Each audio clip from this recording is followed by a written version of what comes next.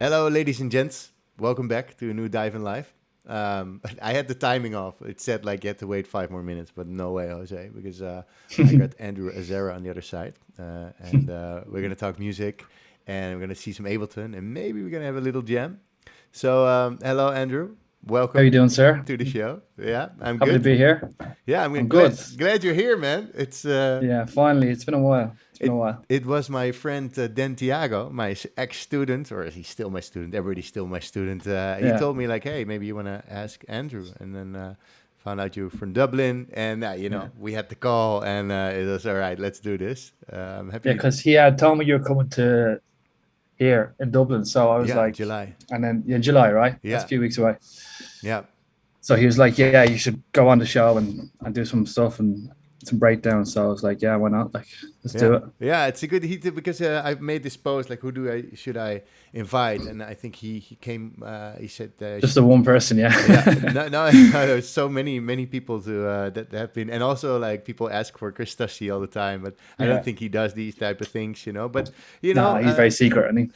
Yeah, but it's not for everybody to be with your head on TV. I always say, it's also something, it's people watching and it stays online, and you got to feel comfortable doing that stuff, And if you're like, hey, I don't really bother doing that, I'd rather make music, I can understand. But I really find it nice that people come over and we can have a chat about music, because for me it's just, I love to just nerd out about it, and that's great. I see Lohaus online. Hello, my friend. Yeah, I know we're a bit glitchy in the video. That's always the case. I've been trying to sort that stuff. Is it just at the start, or does it get a little bit better? We are good on the Zoom, but on the stream, it always like gets like this. I don't know. I've been trying to fiddle a bit with the stream. It's in like 1080p with, I don't know, man. It's like I'm better in audio than with video apparently. And is it like just the audio or the actual video itself? No, the only the video. The audio is great. The video's a little bit. We move. Okay. But it's okay. So it's about also of course about the chat, and I'm glad to have you on, man. I've been looking at your history, and I remember that you did this ARP City unit on Heavy House Society, because I think I had Sydney in the show back then, and But I've been like, as I said just before we started, like I saw your Spotify listens go from just like 3.4K to 34K in 1 year. I don't know. It went like crazy from 2019, 2020.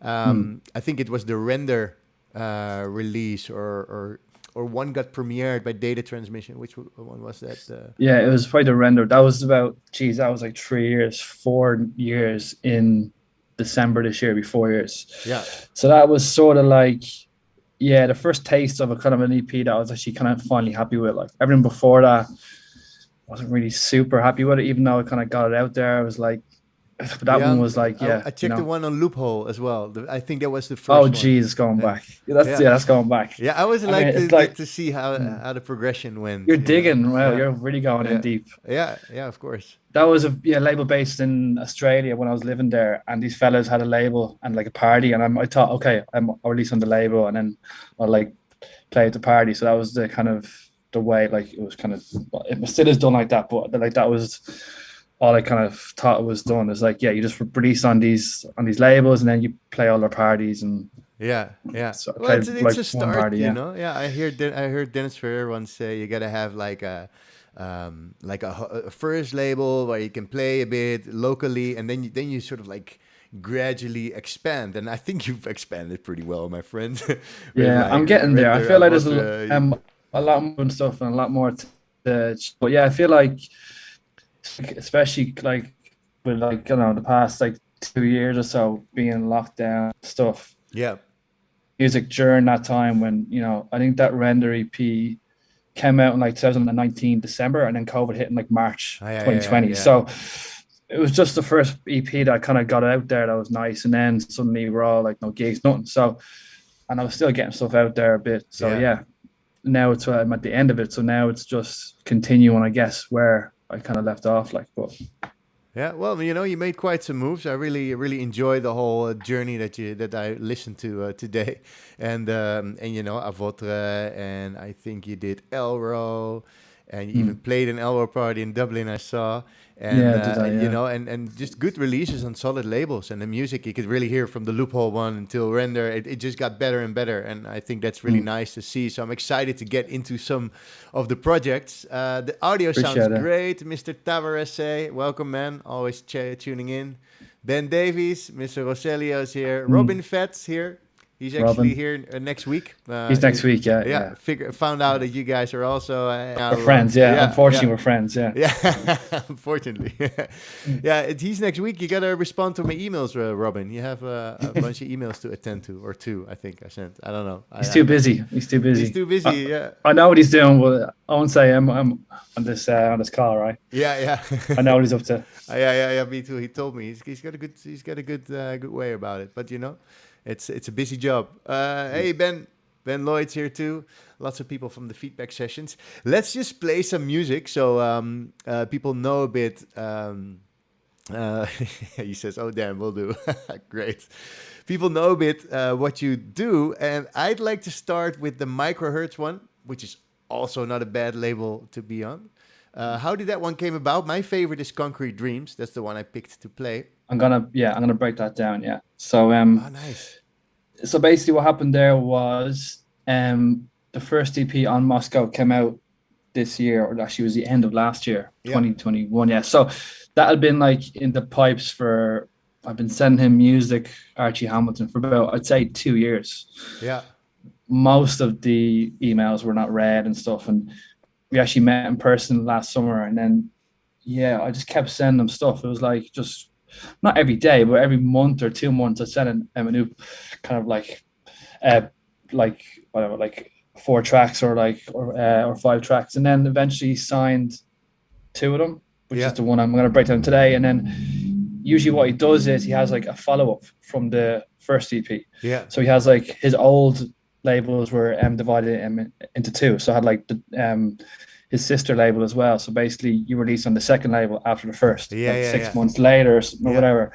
So but that label changed name, and now it's one label. Yeah. Now it's one. So there's no like Moscow and Moscow. It's just one. So this is like the follow-up that was meant to happen on the sister label. Yeah. Which was So it's about usually people like kind of like Charlie Banks and all these guys, like they have like one EP and then like a second like maybe 8 months later or something. So depends. It just depends. This is how it came about. Interesting. And also it's interesting you say that you just like fucking stalked him with tracks. So then I have, before we play the music, sorry guys, how many tracks did you make then a month in if you were able to send like 4 or 5 that way, did you make like 10 or 15 and you thought like, okay, these 5 are good, or did you make 6 and 5 were good? What's the ratio you have? I remember last year I was like, obviously we got through different phases, but it was like, I do about like 6 or 7 demos, and then 2 be good. I pick them 2, put them aside. Then a few weeks will go by, do a few more, put them in the bin, whatever. And then I get like 4. I'm like, okay, these 4 are okay. I think. And then I would put those 4 and send a playlist. There's no perfect science to it, but I like to send off 3 or 4 at one go. Yeah, 2, exactly. Yeah, 1 or 2 is a little bit small. It's not like I like to send 3 or 4. It depends, but it wasn't like every 6 weeks, boom, boom. But it was like a few weeks go by, it could be 4 or 5, 6 or 7. But I sent them quite a lot. Yeah, it was like could be about maybe 20 demos, maybe or 20 or about 18. Oh, that's interesting to hear because, also Timmy told us he was like a year busy trying to get on PIF. So, everybody that's watching, don't worry, man. Just keep fucking building tracks. And if you really don't feel like you're being rude, like don't feel like you're like annoying the person, like, No, at some point, if you don't send EDM, I think if you send the right music to the right labels, then it should be good. And I like the perseverance. I see that for like one of my best friends from the past, where I lived in a city called Hoorn, is Rob Hess, and he signed to Bedrock. He signed to what's this Josh Wink's label, Ovum, you know, but Oh he yeah, was yeah, like yeah. targeting them. Also, the same story. Every month he would send a few demos, and I think that's the key, man. This determination. So people that want to sign your music also know there might be a follow up because you are very productive and you actually have a mission. So it's not just making those 2 tracks that you get signed. It's making like 30 or 40 or 50 tracks and Yeah. just getting a few of them around to the right label, and that's a process that can take a year. So I think patience here is really the key. Patience and determination. I'm really happy that you share that here, man. Yeah, no, Good. definitely. And I have a friend who signed to Hot Creations about a year ago. He's from Dublin, Yeah, and Luke, his name is, and he'd been like sending Jamie, I think it was like 50 demos before yeah, that yeah, EP was done. So that was over 2 years. Just kept sending music, just didn't stop. So no, I don't know, like th- there's a lot to say that's about it. not stopping. Yeah. But no, obviously being like careful, not like every single day, like, hey mate, like did you get them? Hey brother, Obviously, what's up? What's hey, happening, hey bro? bro. So it's just about being, given nice space in between. But look, we can talk about that all Yeah, like in the yeah, end with questions, but yeah, there's no perfect science to it. Just whatever you feel like is the best, yeah. I think. And just chase your dreams and go for it, and don't worry. All right, we're Chase gonna them, go. man. We're gonna go to my favorite at least. Well, I like all, but this. When I hear this one, I was like head nodding and stuff. Okay, here we go. Okay, Concrete perfect. Dreams and Microhertz.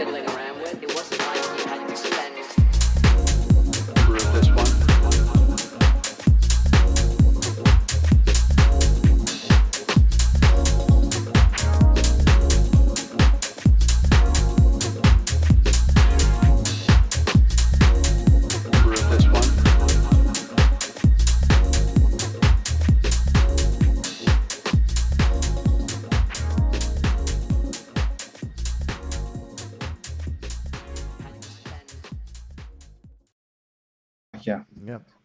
Hey guys, we're back. This was my favorite from everything you sent, but I still like a lot that you sent. But this one, I don't know. As I told you, like I found it really sort of authentic and not sounding like what's out there so much. So that's Appreciate it, mate. Appreciate it. Means a super lot. nice. Yeah, even That was Robin. the whole idea. It Even was just Rob. to make it a bit different. Yeah, yeah, it's really important, man, to try to put your own sort of like sound to it. Even Robin said absolutely love the old school drum. So Alex Monagov is here. Thanks, man. Thanks for watching also. So maybe we should get into because you wanted to do this one, the Concrete Dreams. I'll do the pressure one, and then I'll go into Concrete Dreams. So I'll do two. I don't want to go super long on each, but I was going to show you everything. Yeah, it's actually a lot more easier than you think, and I'll show you that it's just all about the idea, and like just want to show what I did, like with the techniques and stuff. And I'm really curious. And then we can definitely do those two, and then we can do like I might do a jam at the end, like do like a little beat from scratch and see. Just do like a 20-minute thing or 15-minute. That would be cool to see. That would be cool. We'll do that. Yeah. So let me share this, right? I'm going to try and make this interesting as possible because I know there's been thousands of these breakdowns. So first of all, can you hear this? Yeah. This is loud and clear. Somebody's actually asking for Antipode. It's not on the menu, my friend. But I'm sure you'll like this. I actually lost that project as well, so I can't. I lost that. You lost it. Oh, yeah. I don't have it. Yeah. And I think we'll see just the way you work in these projects as well. You know, I think it's very interesting to see. I'll just let you have a go. And so will I explain how I kind of like my idea before I even started? I think because I actually kind of had not a plan, but I sort of like where I kind of kicked it off was kind of important because I never really usually do this. Yeah. But I actually started with musical elements. So I was on my couch and I was just like, I got an harp and then I just wrote some melody in, and that was like how it all started, really. Like, so usually I start with a beat and work up, but this way I work back, and I've never done that for any other project, really. Interesting. Yeah. So it was the first one I did that, and it just worked out in that way. And I've tried before, and I've never got it right again, where you kind of work from the music into the beat. It doesn't always go in too well. I'm not sure if you find that yourself when it's all just when you're adding a beat on top of music sometimes.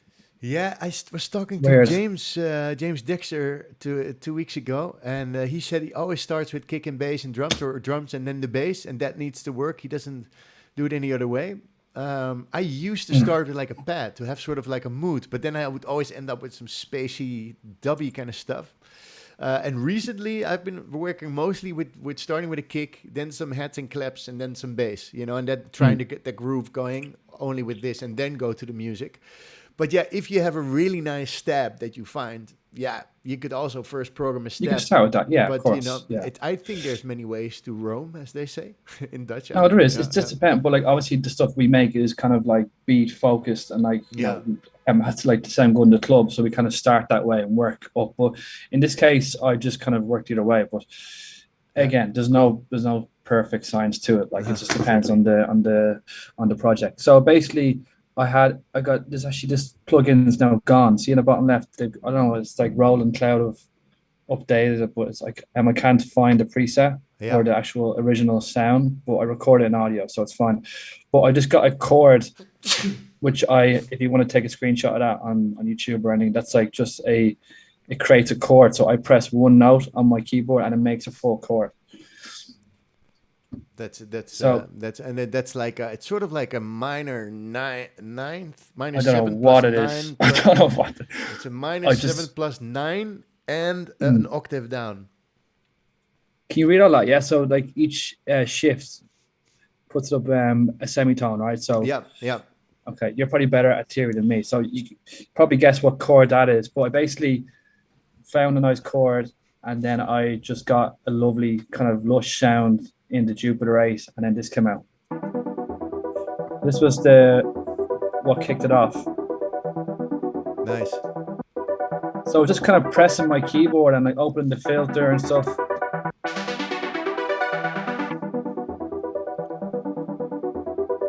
I think it sounded cool. So that's a cool like arc, and like so let's kind of start with that, and then I kind of moved on, and I just got the bass down from that. So this is the bass line. It's like so easy. It's ridiculous. Like, and it's actually one of those tracks where I heard live, and actually kind of the bass sounds like it's like huge, but it's actually not at all. It's actually it's just one. This was the processing. There's no saturation. There's nothing on it.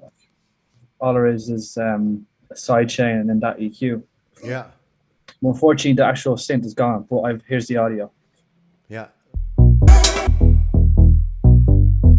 Good bass. There's a little bit of saturation here, yeah. But the bass, it was like called BA bass or big bass.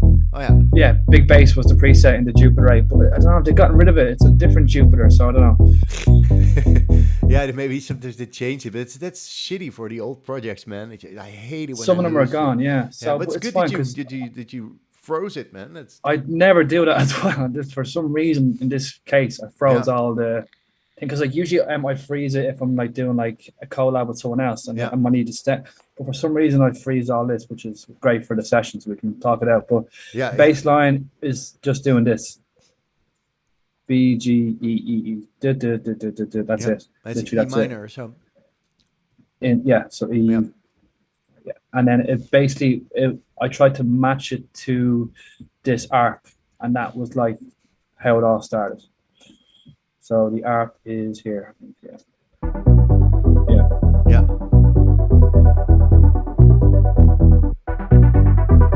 It's nice, you know. And it sort of just kind of goes and goes. There's no actual like.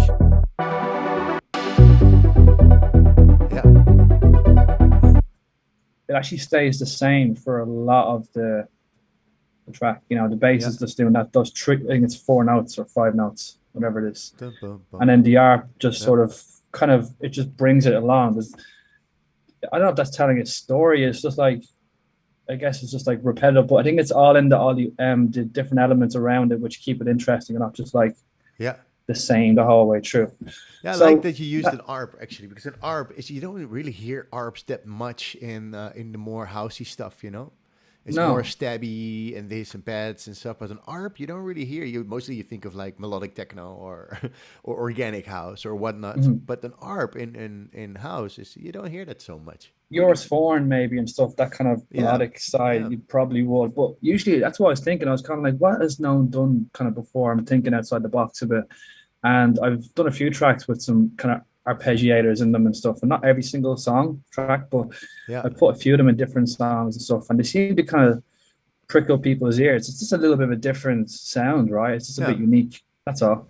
They don't always work. They're kind of tricky to get right sometimes. I've spent hours trying to get them right, but then they kind of end up being a bit too dreamy or a bit too like crazy and stuff, and it didn't really fit in to a lot of stuff. But when you get them right, I think they're cool. Then you get the more dreamy. So it's hard because I've also tried once and it became if the mix is not right or the mixture of the styles is not right, you end up with like sort of like a melodic techno house track. That's what I'm saying. It's like a more like a yours foreign thing or whatever, like Tale of Worcester or what, like it's kind of going a bit into that. So it's just being careful of not maybe doing too RP. I don't know. Well, nailed it with this one, man. I think this one I got it right though, but there's been plenty of demos where I haven't, where it's just been too like what is this, like big, it's just a big ARP going through the whole thing. So I actually so it just depends. A little bit of it is perfect, but so basically this kick drum was interesting. I got it from the Roland Cloud plugin.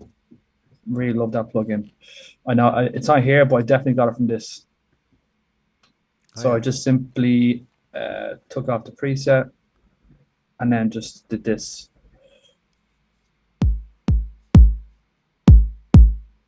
Bass drum here. Something like that. That's what I did for this bass drum. That's what I do for about 80% of my kick drums is from that plugin. Yeah, the 909. Never change a winning drum machine. It's just nice. It's just the way you can kind of like really get a nice kick drum from it. I'm going to buy the Behringer RD9. That's more of an analog-y kind of drum machine. Yeah. But again, where you get your kicks, it's up to yourself. Sample packs are fine. I like this plugin. I don't use it every single time, but I use it a lot. And this is the kick I got from that plugin.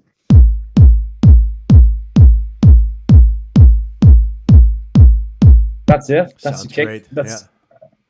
I think that's all I did to it. I love the EQing on it. It's like a little bridge or something. San Francisco bridge. But exactly. Or like a Tour de or France. Something else. Or something. You know? Yeah. But that was really it. Like just a little boost around 50 hertz and a bit of top end. I'm not sure what I did to the actual original sound, but yeah. So moving on, that's just quickly the kick, the bass, and the arp were sort of the first things to go into the project. And no low cut under 30 hertz or something. Interesting. I think so. No, I didn't do it. I feel like I just didn't need it, or I usually do that, but I didn't do it in this case. But interesting.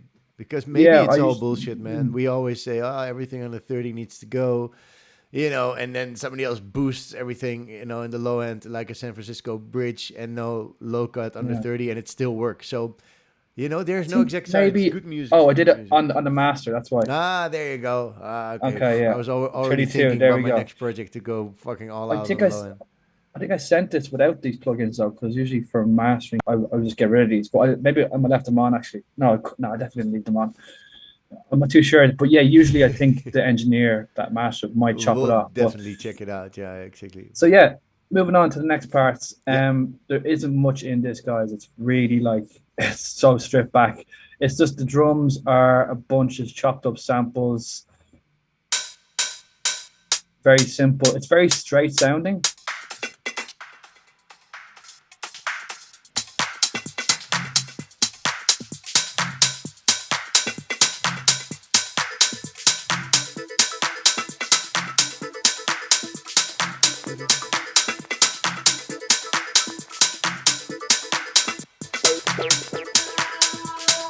Okay, so basically, that's literally the rest of the song is only just straight drums that are just sort of chugging along. There's no real they're not super clever, the drums. I didn't really want them to be this intricate drum patterns where, it's very detailed. It's actually just kind of just rolling. It's just bringing it along, and it's not too busy. And I feel like when I'm doing drums, the sample selection for me is 80% of drums. Yeah. Yeah. The sample you pick is the samples that you use and pick are super important. I don't have any processing on these at all. Barely anything, next to nothing. Yeah. No drum buses. Actually, I usually would use a drum bus. No saturation. Just the sounds were nice. Tiny bit of drive, 0.5 in that hat. Nothing. Yeah, I mean. And nothing on the group as well. The drum group. Nothing. No, nothing. I mean, that to me is like a dream mix when everyone just sits on top of each other. Yeah. And you're not going in just for hours trying to sculpt it and fix it. This was actually unusual. This came along very. Everyone just fit it in like a glove. I made it in an hour or 2 hours. And it's your number one on Beatport, man. It's sold really well. No, it's funny because it took me the least time to make it, the least effort, the least mind thinking about it. And it's the one I like the most because I didn't end up hating it too much because I didn't think about it too much. Yeah, that's interesting. The best ones are, everybody says that, the best ones are made in a jiffy, so to speak, least of my... And I also think it reminds me a lot about what Joko always says, I can't be bothered with all the details and the EQ here and then the compressor there. No, he said, I don't even know how compressors really work. I just use some sidechain. And for the rest, I just choose good sounds. And I use a lot of samples. So if you use a lot of samples, they sound good already. So I think, it's all about sound selection. As you say, 80%, maybe even 90%, just sound selection and making music. And the rest is all, extra fancy pants. You got to stick 6 plugins on my group to make it work. That shouldn't be the case. It should already work before you put any plugin on the group, basically. I agree. Again, each to their own. Everyone has their own individual ways of doing it, but I feel like less is more, and this was a less is more one. Definitely. There was not much in this. And also, so a small little secret sound that I've used is this kind of I wonder if you call it kind of a churchy kind of feel, choir feel. But this is from this little plug-in here, and the preset's called Vox Panner. It's it's like a vocal thing where you can really change it around. A sample vocal can be tricky to change, but this goes up in different notes. You can sounds really convincing. Yeah. Nice. It's really nice. I love it. I use it on a lot of stuff. And we got Mahar Music asking you if you can show that acid sound that you've included. Yes, it's a tiny, literally sample was it shot. From the Luke van Dijk sample? I think it is actually. Yeah. So this is the original. It does this, and I pitched it. No, I didn't pitch it. No, this is the original. Just literally a little tiny. You took a little bit from it, yeah. Just literally this. And I pitched the second one, I think. No, I didn't. I thought I pitched one up. No, I didn't. I thought I pitched one up and one down. And I have some bit crusher, which is doing absolutely nothing. No, I should turn the rate up. Yeah. Oh, yeah, there you go. So that's not even working. And then the echo is just simple echo. Yeah. It's just a little tiny little just kind of ear candy just coming through.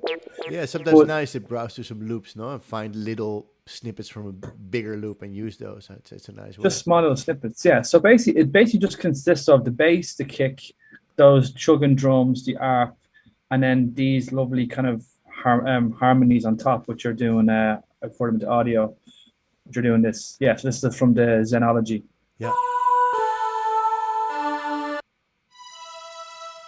And this big string is from a Zenology as well. It's called OB Strings. This is one of my favorite plugins, by the way. It's my favorites. It's Oberheim strings or something. this actual plugin is like, it looks tiny. It looks like it does not much, but the sounds in this are amazing. I've like made full tracks with this little plugin. Wow. Yeah. It's just a selection of just everything you need. Like you can't really, like you don't need much more. Yeah, I really need to get my hands on this. This plugin here, you won't look back. I feel like the strings, all those vocal pads which are in this track, I've never heard like that. I've never heard this kind of like churchy sound before. Yeah. Like in a plugin. I don't know, maybe there is some around there, but Diva and stuff don't have this vocal chord thing in it, which is great. I think it's a great little touch. Yeah, maybe in a native packs, native is very. I'm sure they're around. Yeah, they're definitely around. They're definitely around. So let me I'll play from this part here, right? So now we know what's in it. We kind of you see each individual thing. Yeah. Let's just play through us for a second, and let's break down the actual breakdown section, right? So.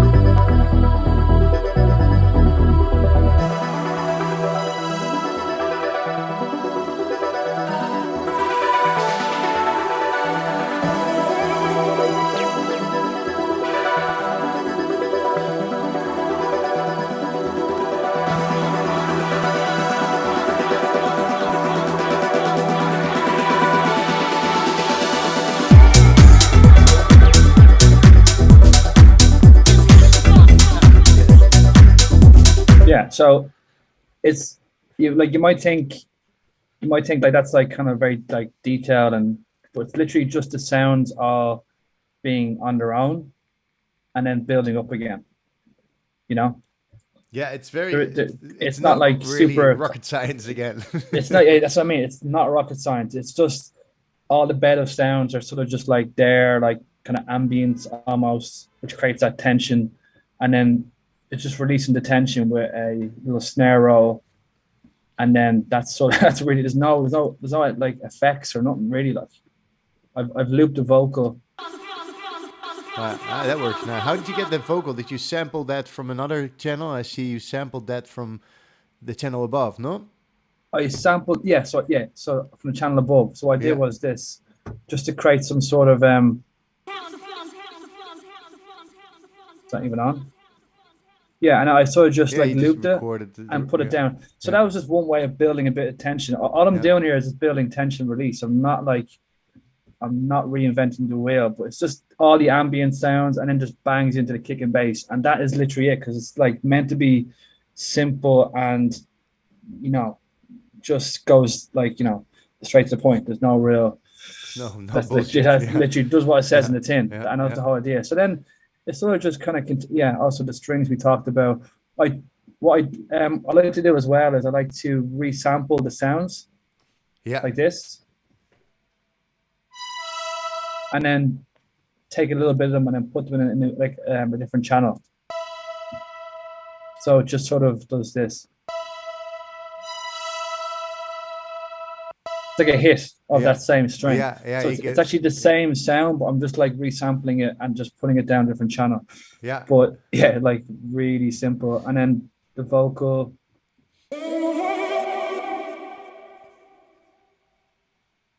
Again, reverb, echo, that's it. Found a cool little vocal sample from a sample pack. Tall chorus is must have.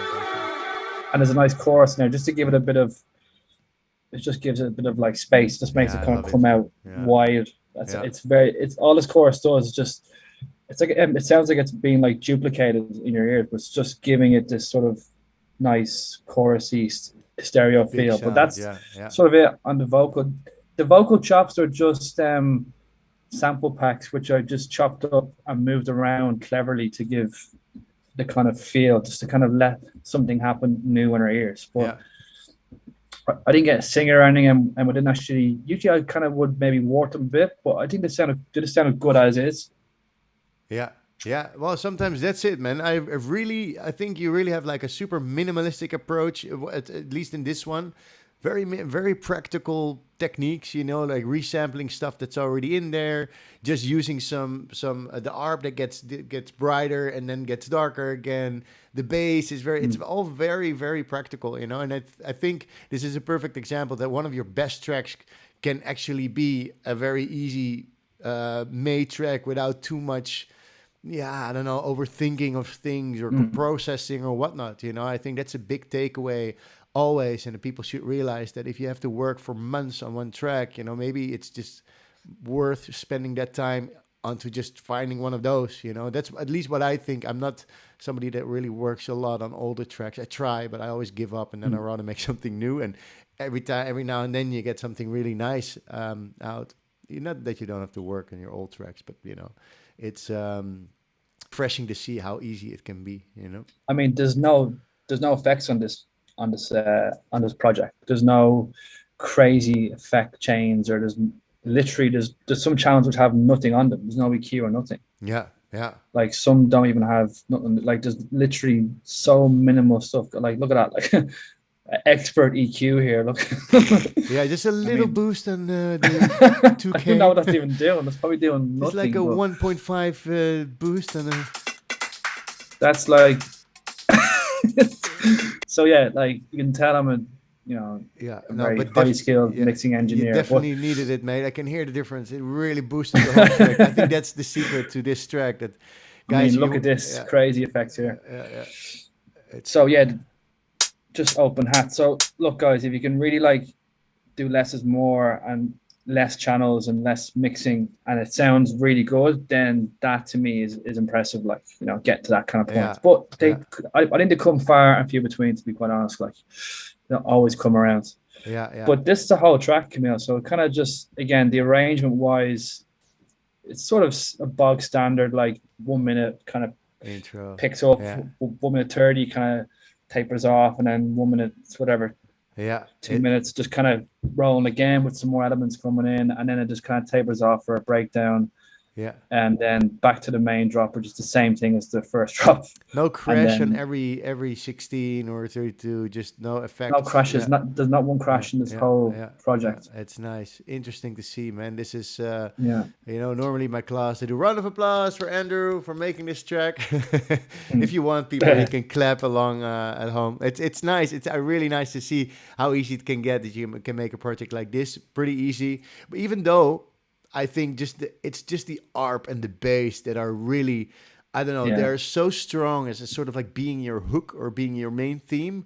It sticks with you, you know? It's like a very strong theme or a very strong hook. So I think that makes it a lot easier. But then the fact that you just have a really good volume balance going on and hardly any EQ on the sounds just shows that with good volume, using good volume of your elements and picking right patterns, actually good music goes way further than having the perfect mix, I think, you know.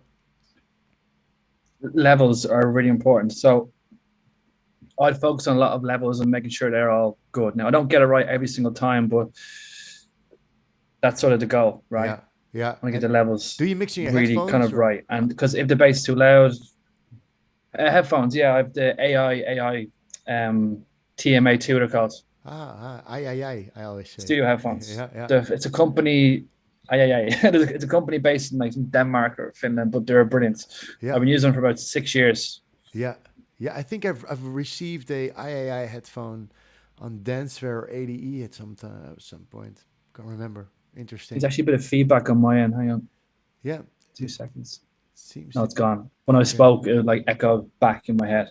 oh, yeah. So just double checking. I don't want So, you to get. any questions on this project, Camille, or can we? I think we can Is there move any? on. Let's play some music for the people, and Yeah, they can listen to music. And for like, which one should we do? Shall we do the one with Project the 89? remix. Play that one. Yeah, go on. I really like the one with Project 89. Actually, I've been digging a bit into him and started following him. I would like to Should invite get him him for on. one as Yeah. well. Yeah, yeah. Hey, we get greetings from Ecuador. Greetings back, Kane Mm. Sander. Hola, ¿cómo Very nice estás? sitting in. Yeah, gracias por tuning in. Y estamos aquí con Andres. I was there a few months ago, so Yeah, I I was saw over in it. it. I Yeah. saw it. You played like a nice after party in Brazil. You were Mm. going. You were going for it. No, Yeah, it's an amazing place. yeah, man. I love South America. I was in Brazil in April, as we talked about earlier. It's so beautiful, man. Mm. I fell in love. Okay, I'll play Perception. It is something with Project 89, and we'll be right back. You can load up the next song if you want. Sure.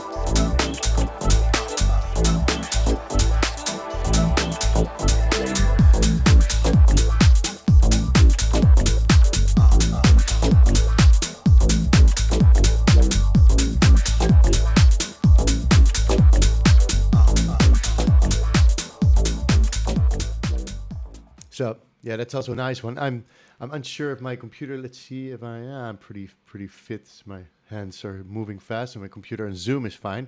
See, we have quite some lag on the audio or on the video, but I think this is all right. No, the sound. I see nobody's complaining about the sound, so that should be fine. Is my voice That's glitching with amazing. you, Andrew, or you can hear me well? I'm getting a little bit feedback. That's fine now. Every few minutes, it just kind of my voice plays back, but it's all good. All right. It's all good. Let's see if it's too annoying. Let me know. This is unreleased, right? This is the one you played earlier on micro hertz coming out. Oh, That's the one, yeah. Oh, did I play the wrong one? No. Oh, This is the oh, one this like was the you played perception. Yeah. at the start. Yeah. It's the first track you played. Okay. Yeah. So this is the one, yeah, on microhertz, formerly known as Moscow. So, yeah, again, I want to break it down in a nice kind of short and nice, simple way. I mean the one I played before, the perception one. That's Oh, unreleased. sorry. Yeah. Okay, that's unreleased. Sorry, yeah. My bad. That's No not worries. being released. There's no home for that yet. No home. All right, you will find one. People are we've been sending out some tunes together to just like DJs to play. There's no real like let's get this like signed or anything. We're just sort of working on a few projects and just seeing what some people think. But it's still really, I think we made it like last year, so it's about a year old. But we're just sending it out to a couple of guys. It's not really just no real like plan for it. Like, but yeah. Yeah. Nice. Well, I think you'll find a great home for it. It's nice to see you work together with him. So you hang a lot with the Dutch guys, don't you? I know. Robin, a few of them, yeah. Yeah. It's interesting. Yeah, cool. a few. Yeah, I got a few. I guess I don't know if it's the music that it's just a lot of. I mean, there's a lot of people making house music in Holland and stuff, but and in the UK, I guess as well. But I've just gotten close to a couple of boys in Amsterdam and whatnot. But yeah, we just clicked and we're making some music again. We're not like making a big deal about it, like, you know, but we're just making some collabs and just seeing what happens. Like. Yeah, nice. That's good, man. As long as you have fun. Yeah. I'll learn Dutch next, right? I'll learn a bit of Dutch. Robin says you need to move over here, Andrew. I know, Robin. I know. Yeah. Hopefully soon. All right. Well, so I'll be over for AD. You're afraid to go to Holland? No, I'll say I've been there like a lot, but I'll be there for AD, like the week of AD. I'll be there for 5 days or 6 days. Yeah, nice. I should go as well. We should meet up. We should do this like definitely do it. Dive in live meet up with everybody that's been on. Let's see. I just go into it. I see some questions. Somebody's asking about your return channel effects. Maybe we can go over these a little bit. And I saw somebody asking about how to get a nice game of synths to keep a song interesting. A nice what? Sorry, nice game of synths, like a good to get good synths, basically. Well, we might see it in this one. Even though there's I can't actually open these plugins, but they're Valhalla. When I open it, my Ableton just shuts down. All right. But I just have basically a large room, a small room, which I use all the time. And the small room, I'm not sure if you guys understand like reverb, like the mechanics of a reverb, but there's this site online where you put in the BPM of your track and it gives you all the exact parameters on how to perfectly reverb something at that BPM. So like the decay time. So I basically set a small room for 129 or something house in my reverb settings, like the pre-delay, the decay, all that stuff.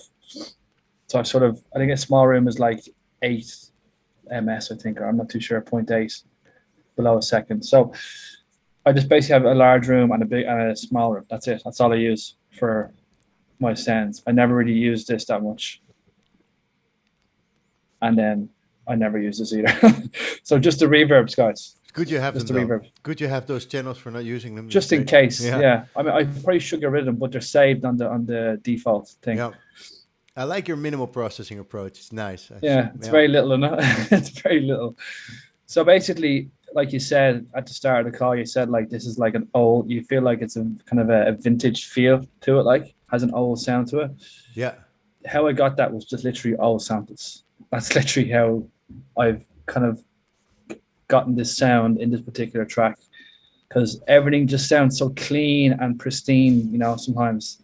Yeah. I'm like, I just want to make something that just sounds like old but could be new. And that was the kind of goal in this project. Nice. So I'll run through. This is the original. This sample here is a. Can you hear that? Okay. Yeah. Maybe a bit louder. So the sample could be a bit low, but that's the sample here. So I basically just took the snares. Yeah. That's it, and that runs the whole way through. This, It's really yeah, nice it's to just have like that. Yeah. and it's actually kind of disguised in the song, so you actually don't know what it is. So Yeah. if you're sampling, there's obviously a fine line, between sampling and what we do and stuff. I feel like if you can sample something and you don't know it's in there, you have no idea what it is. I think I'm pretty sure that's pretty okay. Yeah. You know. Yeah. Yeah. That So it's like you this sampled it, sample but yeah, here yeah, is, yeah. I don't know what this is. It's from a sample pack.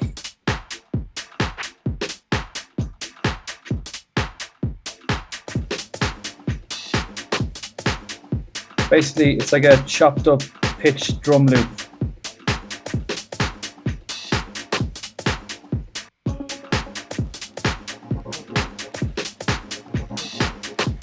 Okay, so let me just kick off. Let me think where I'm going to start. So basically, I wanted to get like all these old drums with like some kind of cool, kind of like futuristic sound. So it's kind of like, it sounds weird because it kind of sounds old, but sounds like new. And that's the whole kind of image I wanted to get with this track. I mean, if you make something that's pure old, it can sound too old. It's like, I kind of wanted to make it like sound like it can fit into like, what's being made today, if that makes sense. So I've Yeah. done that by kind of getting, this is my voice, by the way. It's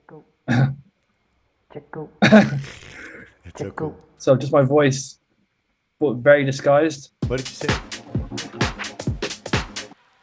Some textures, guys. Nothing crazy here. The EQ is crazy. As you can see, the processing is quite mad.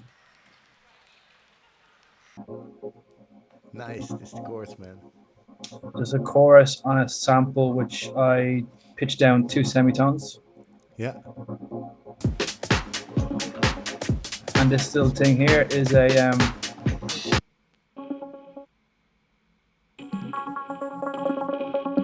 just a little bit from the Jabali very sample pack.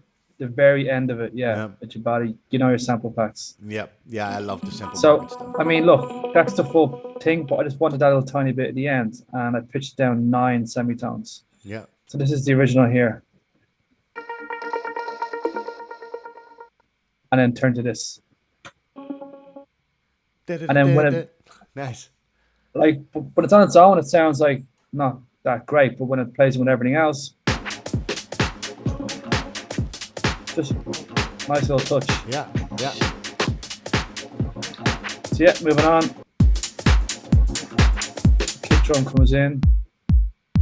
I was actually very concerned about these two clashing because this has a kick drum in it, and I would never do this. But I've shaved it off, and it just sounded fine. Sometimes you got to do something that you never do. So it's just like the attack from this loop, and then this is not doing much. I love the way you analyze your own EQs. You go like, okay, I made a little dip here from like 1 dB, which is nice, man. Like, it's a feeling. Mixing is a feeling. I feel like people like want to see all this crazy stuff, and no, man, you want to see like, but we're making popping music. We're making house music, so we're not making. I really like the grittiness of this track, man. It's so nice how like the rawness. I really enjoy that. So the grittiness, yeah. So again, just the samples that are coming in, mixed with the clean and the old samples together, gives it that kind of like modern and old at the same time. Yeah. Bassline. The bass is actually doing a kind of a call and response thing. Oh, with a sample and a synth. I do the same, man. And it's a Traumer. It's a Traumer bass. I use Traumer basses all the time now. Funny. So this is a Traumer bass, is it? Yeah, I think it's a Traumer.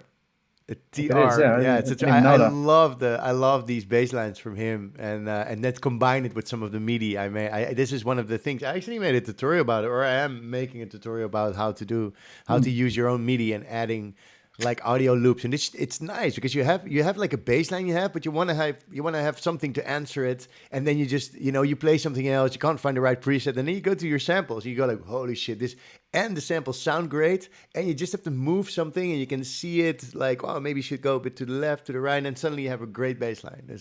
I love this technique. Also, the sounds are different, so like the tonality from the two basses are different, so it kind of sounds like it's doing something different, not just the same bass sound. Yeah. I actually don't know if I would like to do a bit more, but so like for example, this synthesized bass mixed with the sample bass kind of gives it a bit of a, sounds like it's a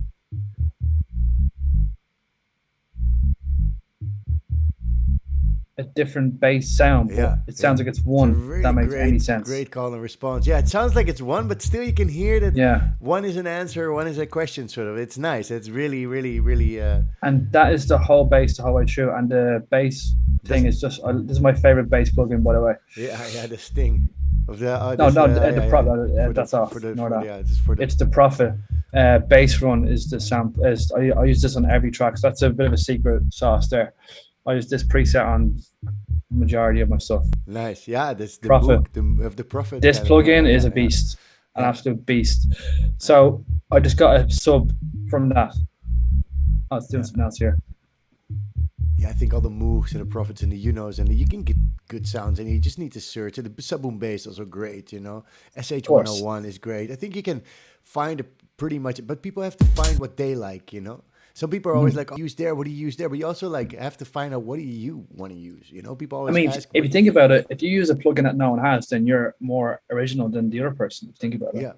Yeah. Because let's say if no one uses that Prophet plugin, but I do, then my bass will probably sound different than 50 other tracks on Beatport, which is sort of, you know, that's a good thing. Yeah. So maybe using a plugin which no one's using. Yeah, just finding your voice, you know, what going to your bass presets and see which presets make you tingle, you know, and then playing around with it and go like, all right, I really like this, you know, and using it with a certain kick and go like, okay, I'm gonna work with this for a while. I think, you know, that works for me at least, you know, to sometimes I'm sick of the stuff I'm using. I'm gonna try and find new presets and just doing that as a session. Do you do that sometimes? You just select some sounds beforehand, or are you always like when you're making? I'm on the fly. Yeah. No, it's always on the fly. Yeah.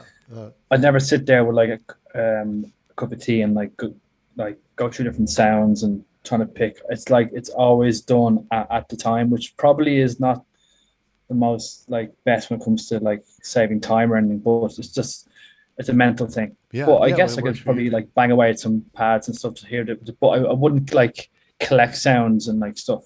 I never really do. I've like no. I see your collections are orange. Oh, mate, they're literally packed.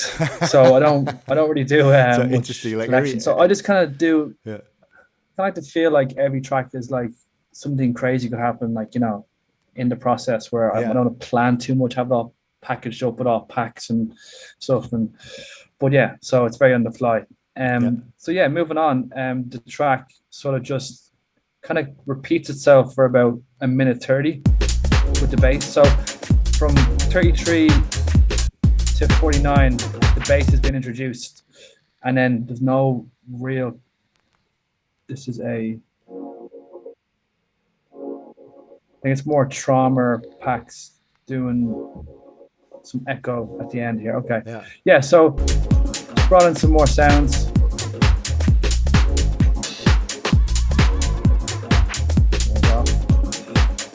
And then 49, we have the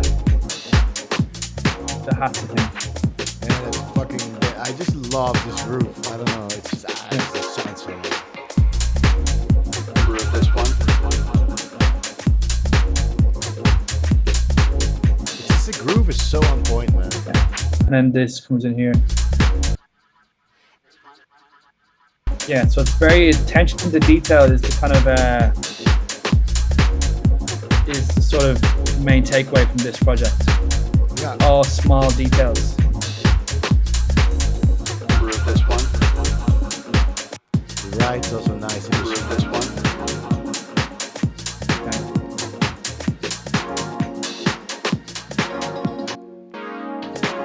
That's synth, like a nice Juno type of chord. Yeah, Juno, yeah.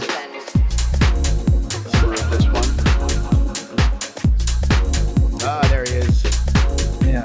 So I don't want to like kill the vibe there, but I just want to show the chords. Can you break those chords down? Yeah. I just guessed them. Yeah, I think it's like F sharp minor or something. I don't know, man. 1, 2, 3, 4. it's F Yeah. major actually. F sharp major to something I don't know, but it sounds great. Not sure what they're doing, but it's just like I wanted 3 chords or 2 chords just to bring it through. Yeah. And that sort of repeats itself. I don't change those chords at all, apart from the filter and stuff. Is there any so I don't know. processing? It's nice.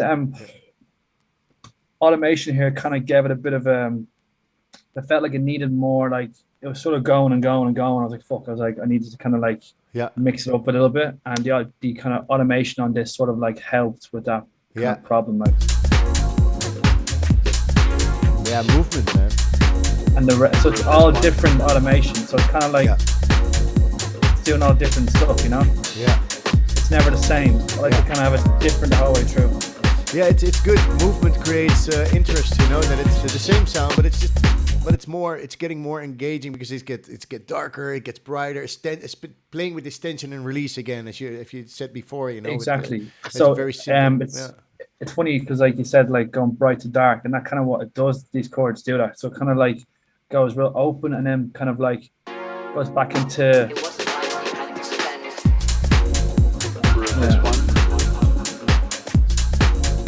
It goes back into like kind of like dark-ish, not like super dark, but it just kind of closes off. And then I use this on all my strings. Is this puppy here? Epic strings on every track. I use this preset. Nice. Like, it just does epic. What I said in the tin. Yeah.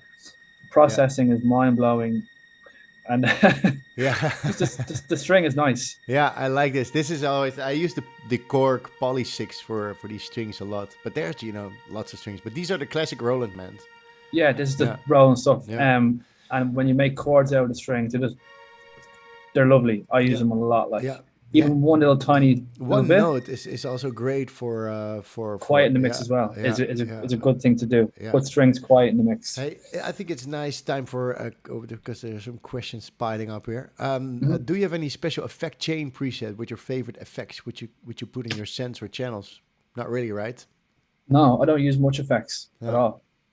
And on this chords from the did you put any effects on there? The effect is built into the plugin. Yeah, exactly. So it has built-in echoes and it has built-in chorus and stuff. So see here, there's delay, there is reverb, and there's chorus. So the actual plugin has incorporated lovely effects, which I felt like didn't need anything else.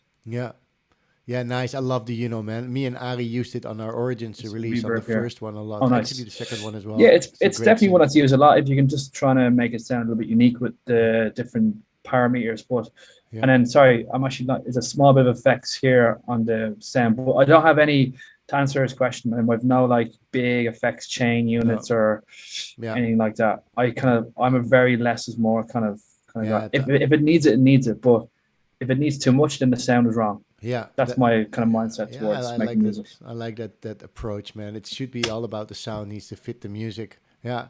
Hey, and in terms of swing, like Topsky, my ex student also, do you have any groove pool stuff, or are you a manual swinger like Camiel? Well, I've been using a lot of groove pool recently, but do you swing yourself? I've never used the groove pool on track my whole life. No, you just swing everything yourself, and you just pick the right. I know what it is, and I've used it very occasionally, like if I have to do some, but I've never used them really. They're cool, but I just don't. I'm like manual swing or just by ear. So I move everything by ear, or I'm just like being like a bit of a mad scientist, like just moving everything around like a crazy man, like just doing this. So basically what I do is I'd grab the sample and press command on Ableton, as you know, exactly. And just fine tune it to my ear. So where my ear wants that to go. That makes sense. Yeah, that's what Michael Jackson did. That's my swing. Yeah, it's your own swing. That's good to know.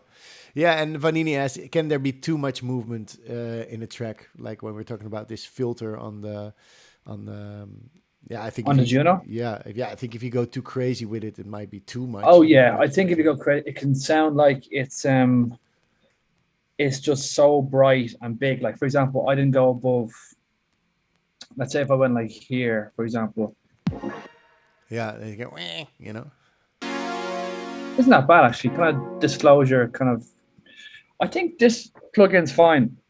from cut-offs. There's no rules to it, but if you're trying to make a track which is darker, more, I don't know, tech, I don't know what you're trying to do, but if Yeah. you have a big bright chord in there, it can just kill the vibe. It can just like not achieve what you want to achieve, because Yeah. it's just opened up so much where it's like it's just the energy that you're trying to do maybe could be off with it. Like, Yeah, and it's also, it depends, I think, on the track as well. You know, it depends on what you're making. If you want something that's really like going all over the place, then you need more movement. If you want something subtle and sort of like more serious kind of vibe, then you probably use a bit less. It depends on the vibe you're going after, I think also. I Yeah. mean, a lot of those tracks in like the guys from England, like Wheats and Ben Sterling, like they use the the acid plugin, and they would obviously like before their breakdowns, and they'd open that baby up full, like Yeah. the Yeah. 303 plugin or whatever. They have a real emulator, Yeah. so they would like open it and then just bang it back in down again before when it all drops in. So it's about doing it at the right time. If you have Yeah. it open the whole way through of your song,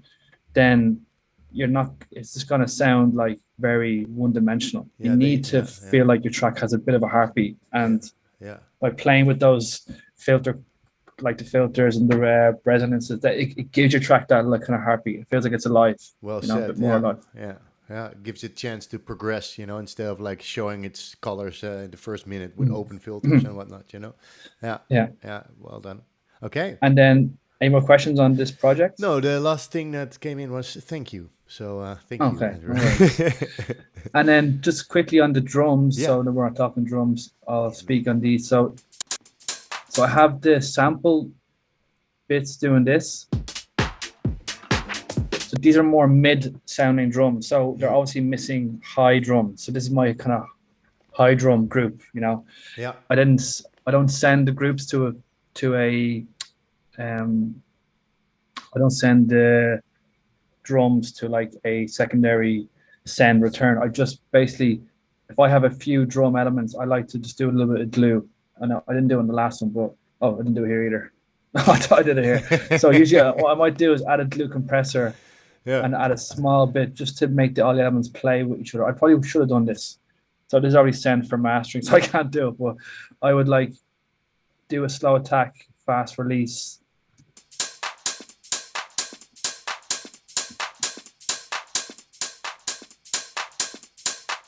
It's only doing a small bit. It's just gluing them together and make just it's only about 3%, 4% Yeah. Yeah. of, but that's what I would do on a drum group. Okay. And Nice. then what's happening with the drums, loads.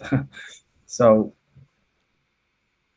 yeah, I didn't even do an EQ cut. Oh, I did. No, I didn't do an EQ cut. Love this. So there's actually some bass in this drum group, but I felt like it wasn't enough bass to be concerned about. Because like, you know, when you say always chop away 200 hertz, if you chop away too much too aggressively, it can lose the kind of character. Sound can be gone. Yeah, then it Taken away. sounds too polished, you know, and it's also especially for a sound that You do really this like this, you know. Yeah, you want it to go a bit like yeah. I like to have it in. Well, like obviously, if I do a quick check, I can see. And there's only a little tiny little blip. I probably should take that out. I But don't know, man. Sometimes it's Yeah. also that EQ introduces other boosts when you cut somewhere.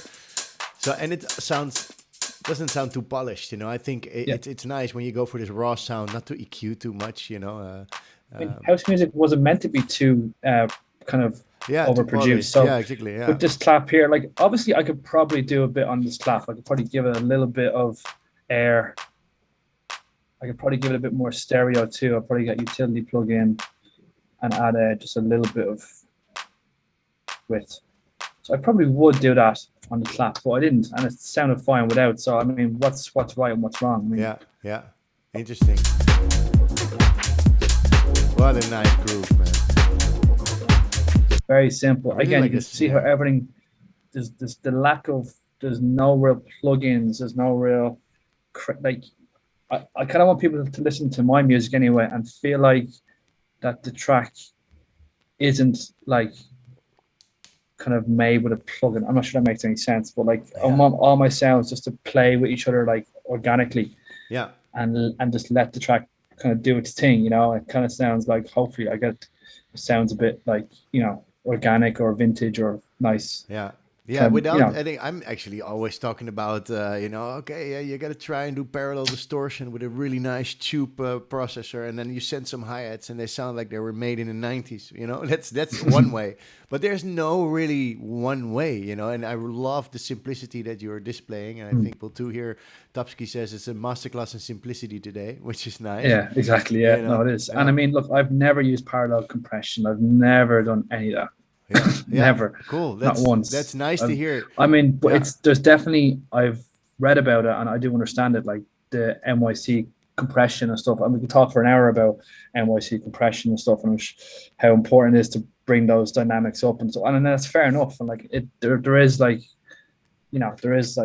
reason behind it. But for me, for my music, I just never do it. I never do parallel stuff ever. Yeah. Like I just don't.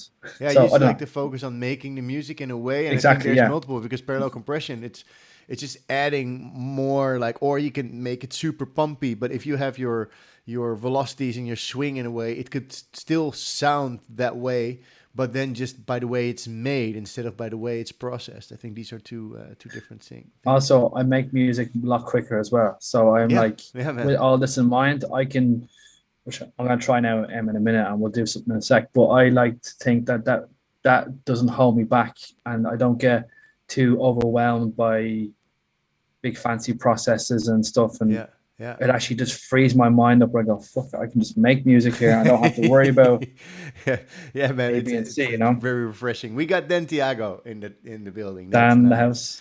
Dan, he says yes, and the A's. Nice. And Mahar wants to know, he sees a lot of sample packs from a sample market, and like Traumer, Jabali, Luke van Dijk, Sweely, Io Mullen. What is your favorite, if you have to pick one? That's good question. I like to really use them in a way where hopefully you don't hear them in the final edit, but I really like the Io Mullen one. Is great. Yeah. Just the drum stuff. Just these guys here. So what I'll do is I'll just take that clap. That's it. Yeah.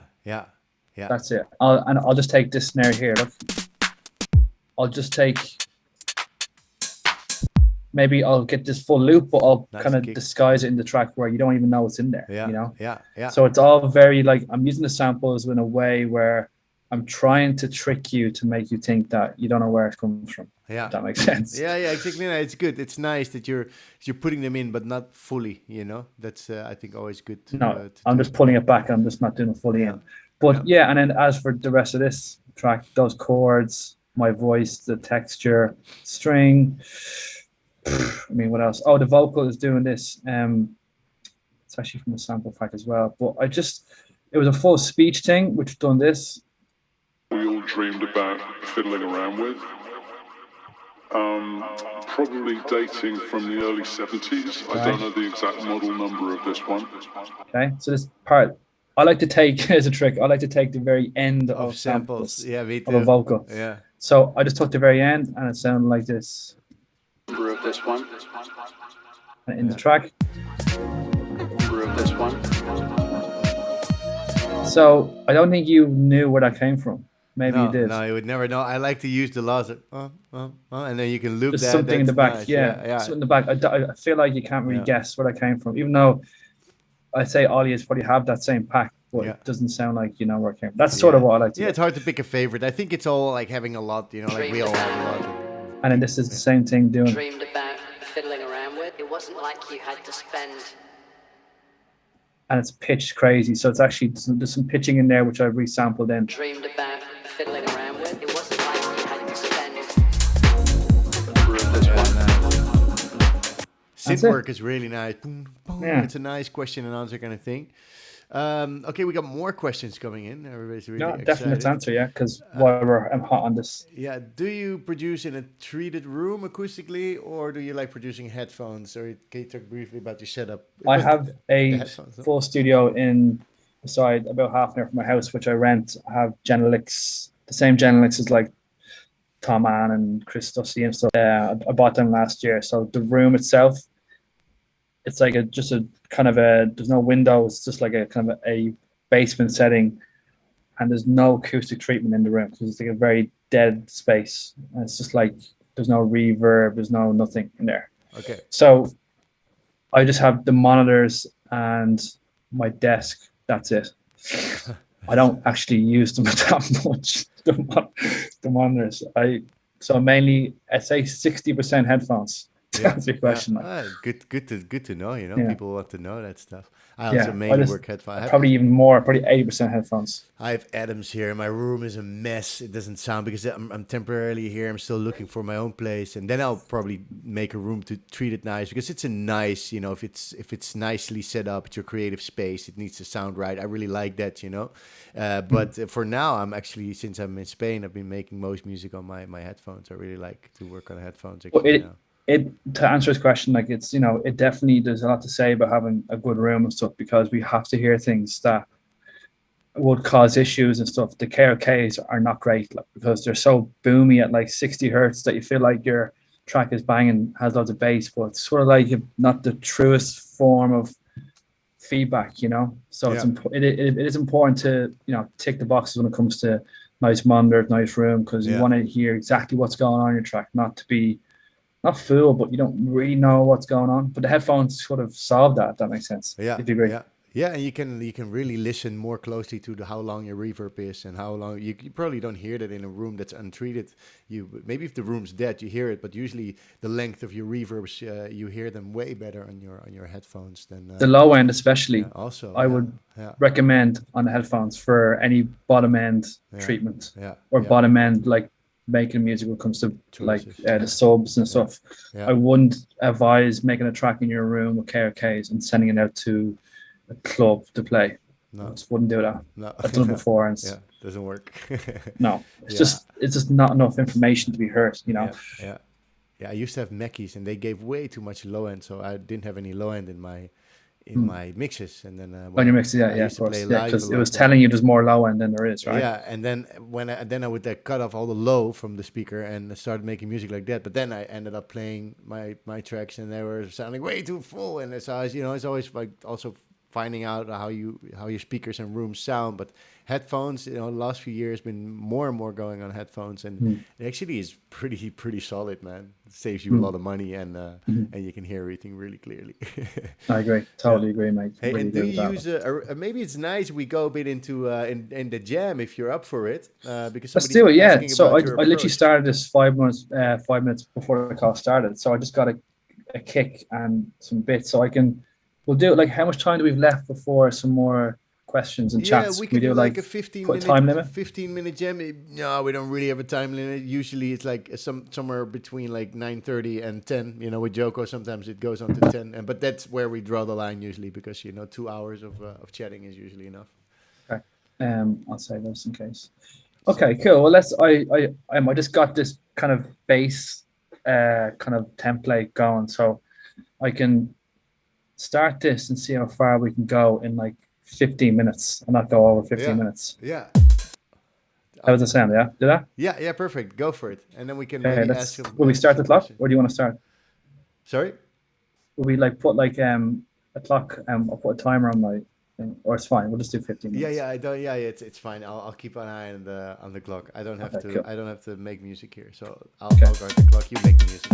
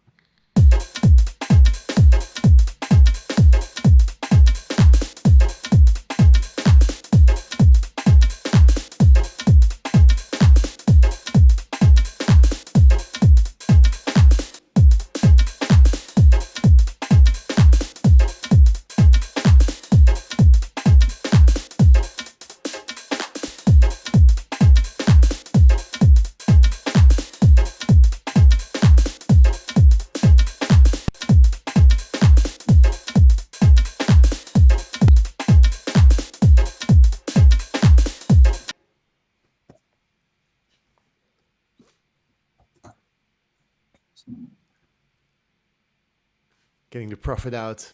Oh yes. There it comes with the favorite bass. Let's get this bass in because I just want to see what bass kind of fits. So yeah, this is the nice bass, dude. Pretty nice.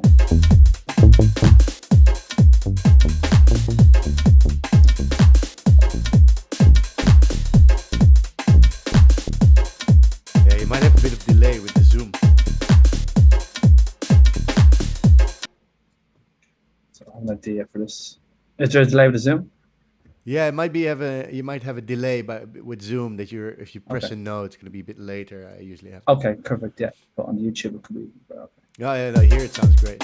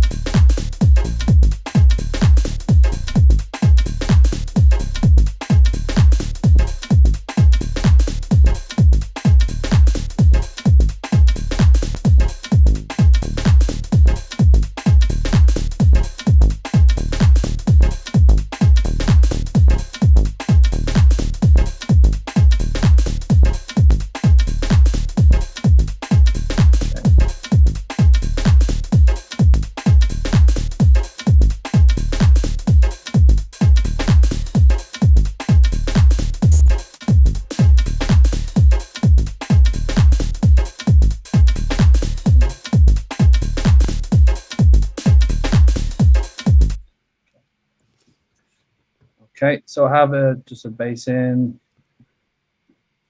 Let's see if I get some of this. So I'm just getting tones. I'm seeing what I can get out. I don't really know sort of what I'm doing really sometimes. It's nice to get into it. Nice to see a little bit of the flow and the choices you make.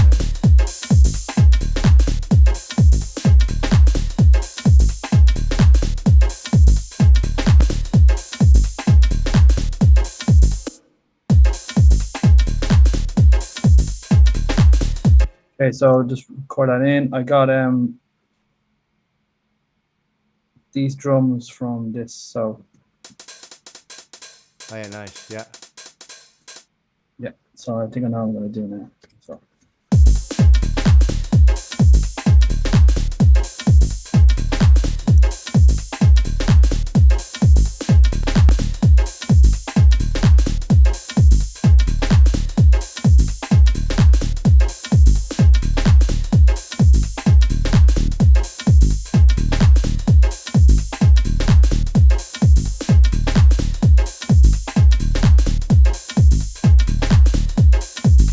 Okay.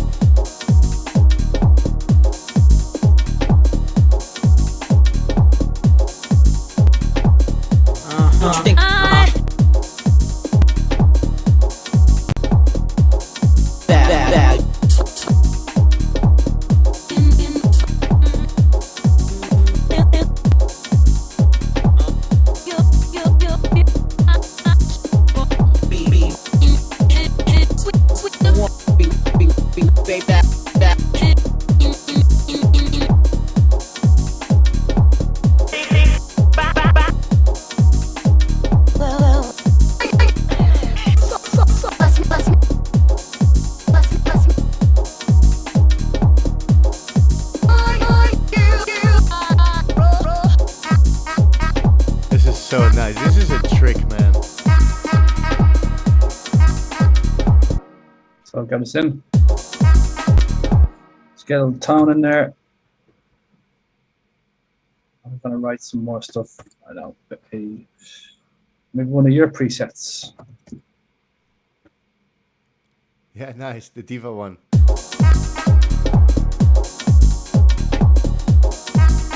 Your diva is registered. I don't have much high end. Your diva is registered right to now. Danny Farrell. Oh, is it? Oh, I forgot that. Thanks, Danny. I think I paid him. Actually, I hope I did.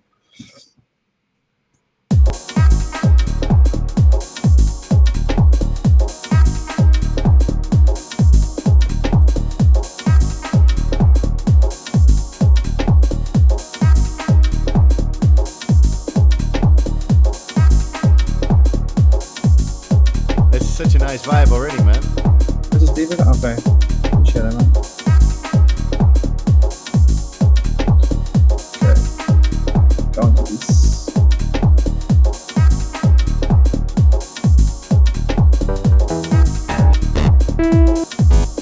Okay, let's have a thing. Yeah, it's in these steps. These are really nice. I really like the steps.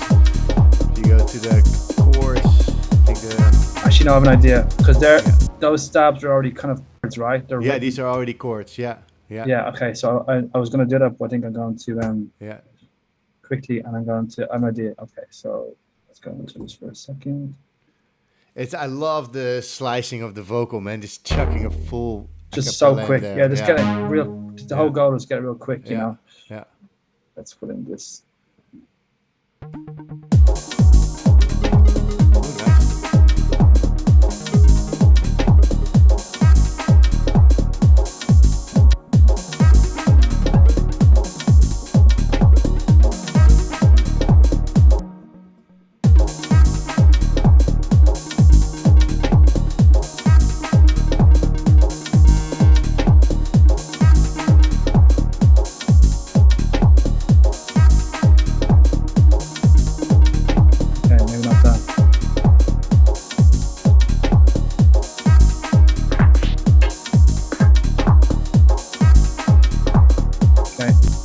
Okay, so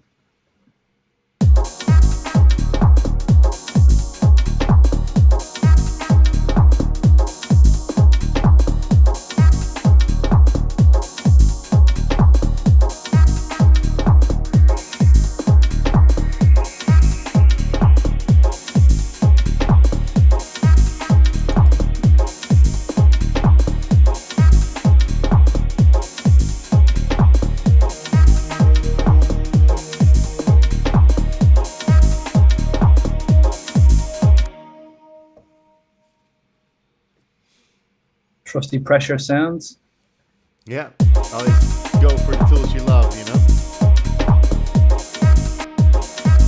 Thanks for tuning in, Thomas. You can check out the rest on YouTube later. Yeah.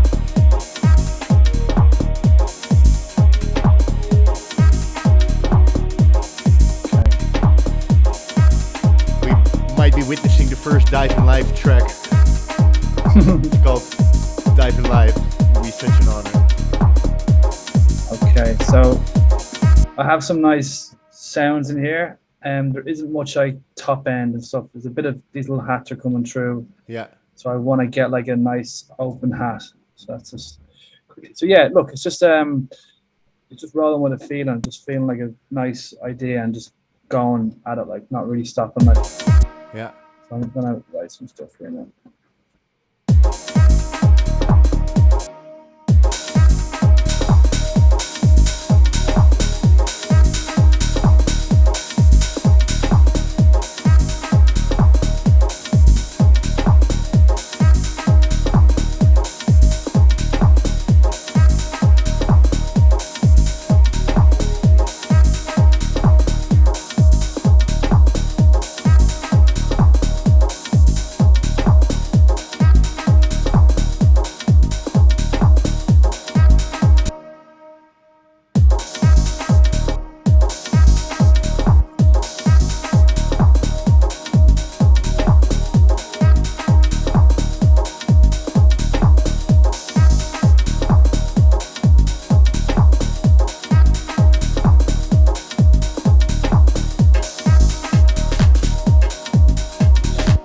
This thing's a little bit out of key now. Yeah. A little bit.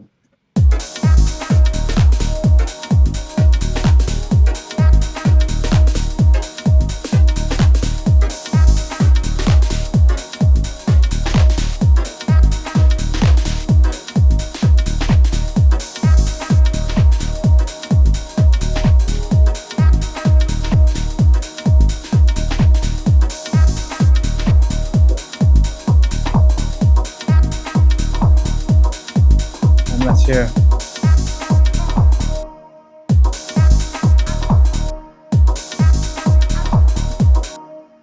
Try some of this with vocal.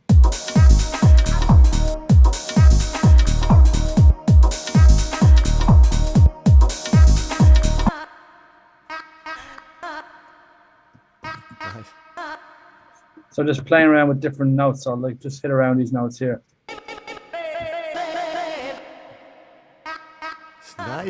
Nice vocal thing.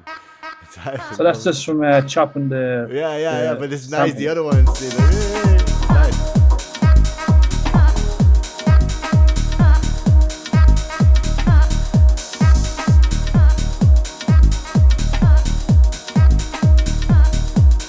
Great flow, man. Yeah, and then.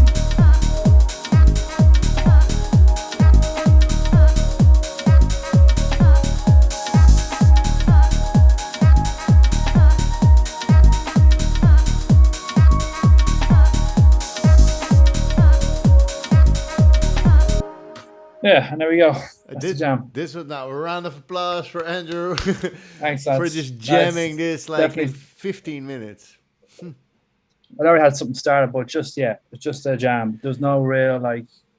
Just seeing where you, because I saw you also at some point you had this hi-hat that you sampled from the 808 and later on you're deleting it like, oh wait, it's going on way too much. I always put a lot in the beginning and then at some point I go, okay, hey, I should minimize this, maybe I can keep the more busy pattern for later in the track, but usually I start weeding out the stuff that's too much, it's a great way, just chucking shit in there and then you can always delete it, but if you don't try, nothing happens. So I think it's nice to keep that flow going. And man, that sample, that full vocal, that full acapella, just chucking. I sometimes grab a sample, but just take full acapella, just hitting your keys. It's a really nice trick, man.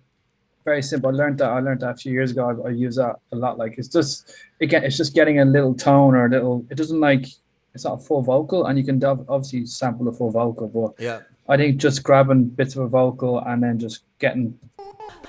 Yeah. Hey, and you can change how much the loop is and stuff. It's very short, this loop. Yeah. So if I'm actually not sure how you do it. There's a way of doing it. Yeah, it's a sensitivity on the left. You have the sensitivity button.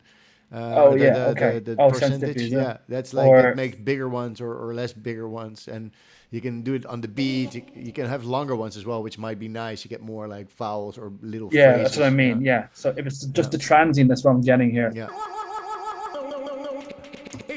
You can make like a bit of a melody from the transient hits from the vocal, which is interesting. I guess you can make it something different in your music. Hey, and do you work in a certain key, or you just hitting notes and just you don't care about the key? I don't care. I care when my ears start to care. When I go, okay, that's out of key. That's out of key.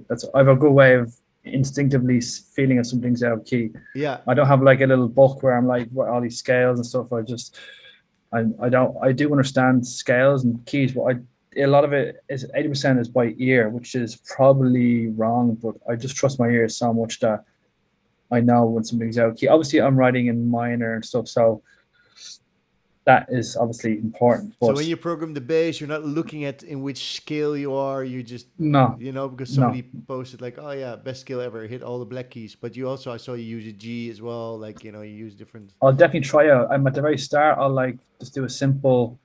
With all the as in like just the sharps and stuff, but then I will like introduce more, as the track gets a bit different. So obviously when I'm playing here,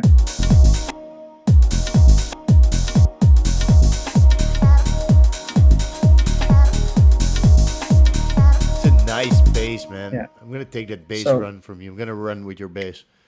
Take that one, yeah. I'm gonna make a track, an ode to Andrew, and use that. And bass. this just quickly on this bass preset, I'll just take off this thing. When you're making your tracks and stuff, or when you add on the chorus, I'm sure you can hear it on this, but it's just like a huge bass, like, Yeah. and so forth. Yeah. Yeah. That's nice to have them a bit close. They're so nice, man. So obviously close is nice, but yeah. It's a good All plug right. in. But Well, thank you so much for this jam, and I think it's one of the most flowy things that have been made in the Daamen Live history. I appreciate I'm it. not sure which number we are. I think we did around 60 or 70. I don't know, man. I've been doing it for I think 2 years almost, man. Now it's crazy. It's actually been 2 years. I need to do like some jubileum or whatever. I celebrate that shit. Is there anybody that has questions? We have quite a few people left. If you have a question, now's the time, because we're gonna end in a bit. Let's play your last track, the Another Love track by which you remixed. Yeah, remix. Yeah, so you can play that, and I'll go to the toilet, and we'll do questions. Right? Perfect. I'm gonna launch it right now. Perfect.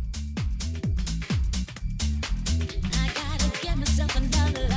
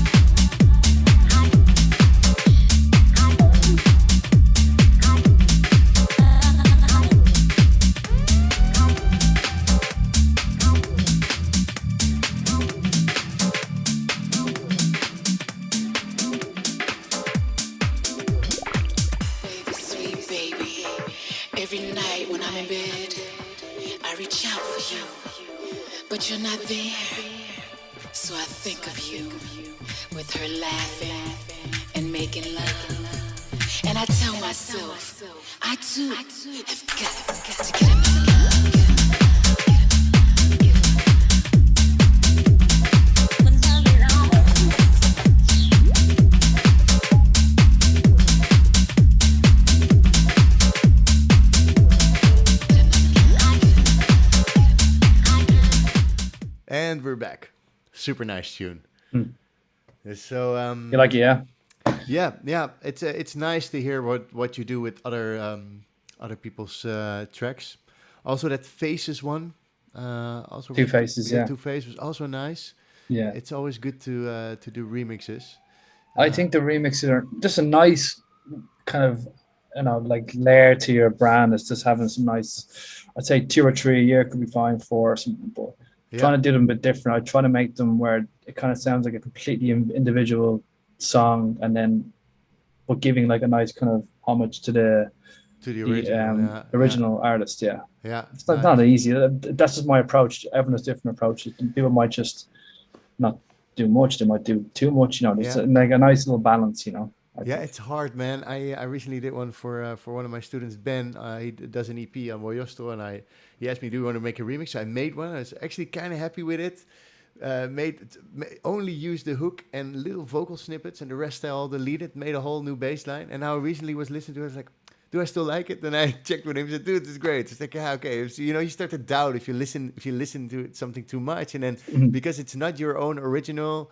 I don't know. I feel it's weird sometimes, man, with remixes. For one other one, also coming on with your store, I did 3 versions, which is pretty crazy, three Mm. versions of one. But You did finally, three, I yeah. have one, Wow, yeah. jeez. And James Dexter was in the show here, and he said like that at some point he just wanted to say like, oh, okay, I'm not gonna do this remix. I just can't get it right. Then he gave it one more try, and then he finally made like a whole new version. Can't remember how many versions he did, but it was a lot as well. So I think it's Mm. valuable if you do it. You really want to do it well, and do it good. But it's hard to sometimes, because it's other people's material, Yeah. and you're sort of like limited that way, which is also a challenge, which is nice. It's just Yeah, putting your own sound on that song, track, whatever. yeah, That's yeah, sort of what the whole remix thing is about. Like yeah, it's like you want a flavor of him or flavor of her, so you use them as a remix to make the full package look, just a bit more tasty to buy. yeah, yeah. Yeah, exactly. To give it your sort of like sauce. Mm. Hey man, yeah, I don't see any questions more coming in. People just say thank you for sharing. See you soon. Yes, Joost. Tiago, thank you again very much for hooking me up with this man. I can't wait Mm. to have a Guinness with you guys when I'm playing in Soon, Dublin. mate. We'll have a Yeah, Guinness in a few weeks. yeah. So yeah, in Give me Dublin, give me a shout when you're in, I think the and we'll 15th, rendezvous. something around the 15th, and gonna hang out, of course, with Danny. But yeah, let's definitely meet up and just get together, all of us, and maybe do some 100%. music or just have a Guinness, whatever. So it's nice. Hey, is there always in the end? I ask people, is there anything you want to plug, like release wise? What you want to say? Can people reach out for you for maybe lessons? So you give lessons Mm. yourself, or anything you you want to share? I can't say loads on certain things, but I can say some bits on releases wise. So I have something on Heads Up in the summer. I'm not sure when. I need to double check on that release date. Then the microhertz thing, and then I'm like sort of like kind of close-ish to signing some other records and stuff, which I can't really say because they're not signed yet. If I Yeah, say that, it doesn't happen, and I'm like, yeah. It's, so yeah, yeah. there's a few of them which hopefully will be get over the line, and yeah, gigs as well. Go a few over the summer. Looking at going abroad again. Looking at working at going back to Australia at the end of the year, and then back to South America at the start of next year. So Yeah, oh, bit on, nice. man, bit Yeah. on. I can't say like buckets right now, but if you follow my socials, like you'll see everything that comes up, all the announcements and updates and news and stuff on my pages. Yeah. And I'm looking at launching my own kind of platform as well. Comes to like making music and kind of all things production. Yeah. So keep your eyes peeled for that. I'm doing it with Yeah. a friend as well. And as for one-on-one lessons, not so much right now. I'll leave. That's more for yourself and stuff. So there you have all those clients, right? Yeah. Well, it's So just keep it going with the music. I think you're on a good roll, like with release wise, and if you keep it going and the gigs, you're playing in Spain at some point or Holland. You get some gigs out there. yeah, I do. I've kind of working towards something in Holland, 2 shows for this year. So again, I can't say it just yet, but Yeah. looking at like just after the summer. So yeah, I'm working hard, and the main focus is the music. The main focus is the brand, pushing that as heavy as I can. So Yeah. if you just keep on top of my socials, like you'll see updates if I'm playing near you or whatever. Yeah. And if you want any feedback on a track or something, I'll be happy to give it to you. So if you want to send over some music, I can put all my email address in this bio, maybe on YouTube, or you can attach all the email address or something. Yeah, super But yeah. nice. Well, it's great to have you, man. It's been a pleasure. I really enjoyed all the information you shared. I like the music. Appreciate it again, mate. Really appreciate you having me on. Yeah, and next week, Robin. I hope you. He says it's a pretty good schedule to me. And yeah, definitely get back to me, Robin, for next week, so we can start letting people know you're on. And I'm looking forward to having you as well. And it's nice to hear that you guys are buddies, which I totally can understand, because I spoke to both of you, and you're really easygoing. So, everybody, thanks for watching. Well, obviously who the next guest is. I think then we're done for the summer because it's going to be too hot to stream. I think my computer's already like, but we'll be back definitely in September. I got some cool names I'm working on, and keep checking the Lessons in Live page as well for the sample packs if you want to support my platform so I can keep going. Man, Andrew, see you next time. I'll see you in Dublin, right? See you in a few weeks. And everybody at home, see you next week.